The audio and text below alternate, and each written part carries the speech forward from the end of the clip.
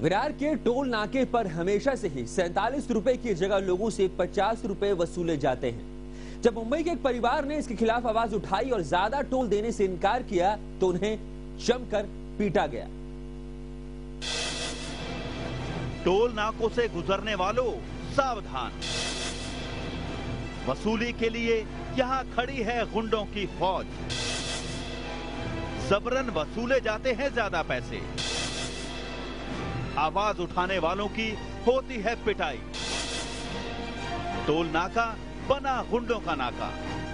मराड़ में रहने वाले 26 साल के विजय गोहिल की सिलवासा में एक इलेक्ट्रॉनिक्स कंपनी है। महीने में 3-4 बार विजय नेशनल हाईवे 8 से सिलवासा की ओर जाते हैं। रास्ते में विरार के खानीवड़े के पास एक IRB का टोल नाका है, जहां टोल है 47 रुपए, लेकिन छुट्टे पैसे ना होने का बहाना बनाकर हमेशा ही विजय से वसूले जाते रहे हैं 50 रुपए। मैं बाय रोड ही जाता हूँ नॉर्मली, तो मुझे क्या होता है, हर बार रास्ते में सिलवा से जाने में हाईवे पे 3 टोल नाके आते हैं नॉर्मली। एक दहीसर पे आता है, एक विरार के यहाँ पे आता है, एक गाड़ू के यहाँ पे आता है। तो ये विरार के यहाँ पे टोल नाका आता है, वहाँ पे टोल नाका जो है ना वो 47 रुपीज़ होता है, और वहाँ पे हमेशा मेरे को 50 देते हैं, 100 ही देते हैं। कोई 40 रुपीज़ नॉर्मली चेंज होता नहीं है, तो उसको हमेशा 50 या तो 100 का नोट देता हूँ मैं। तो कभी भी छुट्टा देता है तो कभी वो 3 रुपये ऊपर का जो होता है वो कभी मिलता नहीं है। बुधवार की शाम विजय अपने परिवार के साथ सिलवासा जा रहे थे। हमेशा की तरह टोल वाले ने 50 रुपए लिए और 3 रुपए वापस करने से इनकार कर दिया। विजय के पिता ने बाकी पैसे वापस मांग लिए। इस दौरान दोनों में बहस हो गई और विजय बिना पैसा दिए ही वहां से चल दिए। विजय की गाड़ी को जाता देख टोल नाके के गार्डों ने विजय की गाड़ी का पीछा किया और रास्ते में रोककर विजय और उसके पिता को पीटना शुरू कर दिया।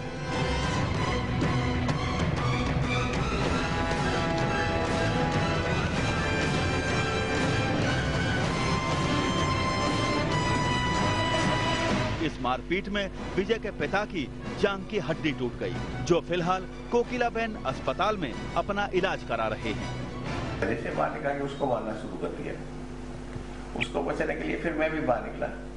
मेरे लड़के की मेरी डॉटर भी थी और मेरी लड़के की वाइफ भी थी, वो भी बाहर निकले बचाने के लिए, और मैं भी निकला। और मेरे लड़के को मैं बचा रहा था तो किसी ने पहले मेरे मुंह पे जोर से मारा, फिर भी मैं वहां से हटा नहीं, तो मेरे को इतना जोर से धक्का दिया ना कि मैं सीधा जमीन पे उल्टा ही गिर गया, मतलब अपने पीछे की साइड पे पूरा फ्रैक्चर निकला। उसके बाद जब मालूम पड़ा और फिर वो मार के भाग गए सब लोग। टोल नाके के गुंडों के खिलाफ विजय ने शिकायत दर्ज करा दी है, पर अब तक पुलिस ने किसी को भी हिरासत में नहीं लिया है। विरार के इस टोल नाके पर छुट्टे पैसे न होने का बहाना बनाकर लोगों से इसी तरह वसूली की जाती है।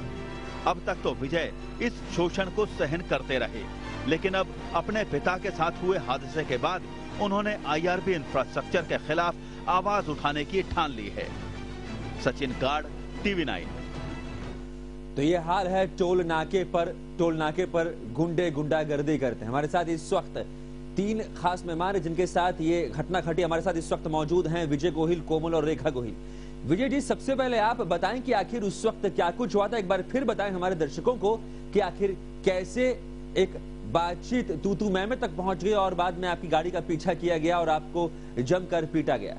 जी, एक्चुअली इस तरह से हुआ था कि हम लोग जब पहले विरार टोल नाके पे पहुंचे तब मेरे पिताजी ने उन्हें पैसे दिए 100 रुपये। तो उसमें क्या हुआ, उसने सिर्फ 50 रुपये दिए हर बार की तरह, और वो ऊपर के जो 3 रुपये थे वो कभी नहीं दिए। तो मैंने पिताजी से कहा, पिताजी ने कहा कि वो 3 रुपये भी छुट्टे दो और 3 रुपये आपको और देने बाकी है। तब मैंने पिताजी कहा, पिताजी ये कभी 3 रुपये देते नहीं हमें, चले चलते हैं, क्योंकि वो 3 रुपये उसका हमेशा वही बोलेगा छुट्टा नहीं है।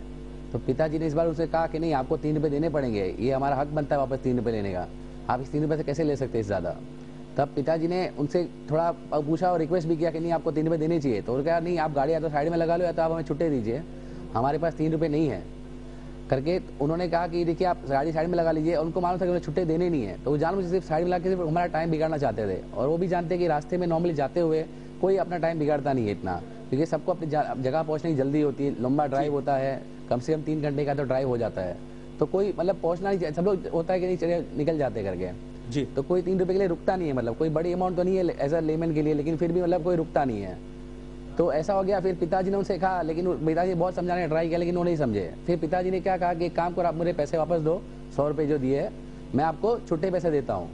ऐसा करके पिताजी ने 100 रुपये वापस ले लिए और पिताजी ने उस वक्त कहा कि नहीं अभी आपके छुट्टे नहीं है, अभी हमारे पास भी छुट्टे नहीं है, आप छुट्टे देंगे तो हम आपको पैसे देंगे और आपको पैसे नहीं देंगे। पिताजी ने कांच रोल किया अपना कि हमारा एसी चालू था, तो पिताजी ने खिड़की बंद कर ली। जैसे खिड़की बंद की तो खिड़की पे जोर जोर से अपने हाथ मार मार के खिड़की के कांच पे जोर जोर से मुक्के मारने लग गए। वैसे ही वो देख के ही दूसरी साइड वाले टॉल ने भी देखा कि टॉल का कुछ प्रॉब्लम हुआ, इसने भी मुक्के मारना शुरू कर दिया। तभी मैंने एकदम घबरा के मैंने फिर वहां से गाड़ी निकाल ली। मैंने सोचा कि नहीं अभी ये कुछ हो जाएगा लफड़ा, इससे हम लोग निकल जाते हैं। जी, उस वक्त आपके साथ गाड़ी में कौन कौन था? जी, उस वक्त मेरी फैमिली थी पूरी। मेरे ये साइड मेरे पिताजी बैठे थे लेफ्ट साइड पे, पीछे मेरी वाइफ बैठी थी और मेरी बहन और मेरी मम्मी और मेरी बहन की लड़की। जी, कोमल जी आप बताएं कि क्या कुछ हुआ उस वक्त और क्या उस वक्त आपको लगा कि बात बहुत ज्यादा बढ़ गई है? हाँ, हम आगे निकल गए थे, फिर उन्होंने आगे जैसे उनकी वैन आई उन्होंने मेरे हस्बैंड को बाहर निकाला और उसे पीटने लगे। तो हम डर के सब बाहर आ गए कि कम से कम हम इनको हस्बैंड को बचा ले। पापा बाहर निकले, मेरे फादर इन लॉ, मेरी सिस्टर इन लॉ, दोनों हम सब बाहर निकले और हम कोशिश ही कर रहे थे कि उनको छोड़ पाए। उन लोग ने 3-4 जनों ने ऐसे पकड़ा था और बाकी सारे जो थे वो रॉड लेके आए थे। मेरे हस्बैंड को उनका स्पेक्स निकाल के उनको आंख पर इतनी बुरी तरह से मारा है कि अभी भी उनको अपने एक आंख से विजन कम हो रहा है। और एक ने तो पापा को ऐसे, मेरे फादर इन लॉ को ऐसे घुमा के एक ऐसा मारा और धक्का दे दिया कि वो अब तक हॉस्पिटल में है। और ये कोई बात नहीं हुई कि आप एक टॉल के लिए एक लेडीज पर मारो या किसी बुजुर्ग आदमी को आप मारो, ये कोई बात नहीं है। आरबीआई को इसका जवाब तो देना ही होगा। रेखा भी आपके साथ मौजूद हमारे स्टूडियो में। रेखा, आप बताएं जब ये सब कुछ हो रहा था उस वक्त आपके जहन में, आपके दिल में क्या बातें चल रही थी? बस यही कि अगर 3 रुपए के लिए इस तरह की गुंडागर्दी कर सकते हैं तो ज्यादा पैसों के लिए वो लोग क्या कर सकते हैं। ये तो सिर्फ 3 रुपए की बात थी, जो हमारे हक बनते हैं, जो हमारा पैसा है। हमारा कोई ब्लैक मनी नहीं आता है कि हम हर बार 3 रुपए जाने दें। और यही हमको पापा ने समझाया कि 3 रुपए जो होते हैं वो आप लोग देते हो और आप आदतें बिगाड़ते हो उनकी। आपने गलत किया जो आज तक अपना सहन किया करके, ये उन्होंने बोला था मुझे। विजय जी, यहाँ पर आप ये बताएं कि आपने क्या इस पूरे मामले के बाद FIR दर्ज कराई है? जी, हमने FIR दर्ज कराई है, लेकिन अभी तक ना हमें FIR की कॉपी मिली है पुलिस स्टेशन से, ना ही पुलिस ने अभी तक किसी को अरेस्ट किया है। कहाँ आपने दर्ज कराई है FIR? जी, ये मांडवी पुलिस चौकी है जो विरार के टोल नाके के जस्ट थोड़े से पहले आती है। जब आप पुलिस थाने गए, अपनी बात रखी, ये पूरा वाकया तो वहाँ पर बताया पुलिस वालों को, तो क्या उनका रिस्पॉन्स मिला आपको? जी, पुलिस वाले ने एक्चुअली मैंने एक्चुअली वो वारदात पे एक फोटो खींच ली थी उस वक्त। जो गुंडे थे उनको मालूम नहीं था उस वक्त, तो मैंने एक फोटो खींच ली थी उनकी। तो मैंने वो फोटो पुलिस में दिखाई दी कि नहीं ये देखिए इसमें से एक बंदा ये था। तब पुलिस ने उनको तुरंत पहचान लिया कि नहीं ये सचिन नाम का कोई बंदा है वहाँ पे, और उन्होंने उसको वहाँ से टोल नाके से बुलाने की कोशिश की। लेकिन मालूम पड़ा कि वो जो भी जब बस में जो जितने भी गुंडे जैसे लोग आए थे वो सब टोल नाके छोड़ के भाग गए, ताकि उन्हें मालूम था कि हम लोग ने पुलिस में कंप्लेंट की थी।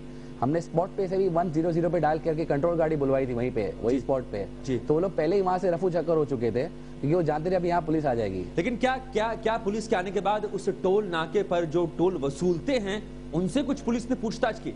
जी, जहाँ तक हमारा ध्यान में है, तब वहाँ पे जब वो लोग उन्होंने खाली वो जो बंदा जिसको उन्होंने फोटो में आइडेंटिफाई किया था उन्होंने टोल नाके पे फोन करके सिर्फ वो बंदे को वहाँ से बुलवाया था। उसके साथ 1-2 जो बंदे और आए थे जिन्हें हमने पहचान के हमने रिकॉग्नाइज किया कि ये सभी मारामारी में इन्वॉल्व थे। जी, वो लोग तो पहले से टोल नाके पे भी नहीं थे एक्चुअली, वो अपने सब घर पे जाके छुप चुके थे पहले ही। कोमल जी आप बताएं, आप भी उस गाड़ी में मौजूद थी, आपके हस्बैंड के ऊपर मारपिटाई हो रही थी, आपके फादर इन लॉ भी थे वहां पर और रेखा भी आपके साथ थी। ऐसे में क्या आपको लगता है कि जिस तरह से टोल नाके पर अब गुंडागर्दी शुरू हो गई है, अब महिलाएं अपने आप को सेफ महसूस कर सकती? यहाँ तो आपकी पूरी फैमिली आपके साथ थी, अगर आप अकेली गाड़ी चला के जा रही होती तो क्या होता?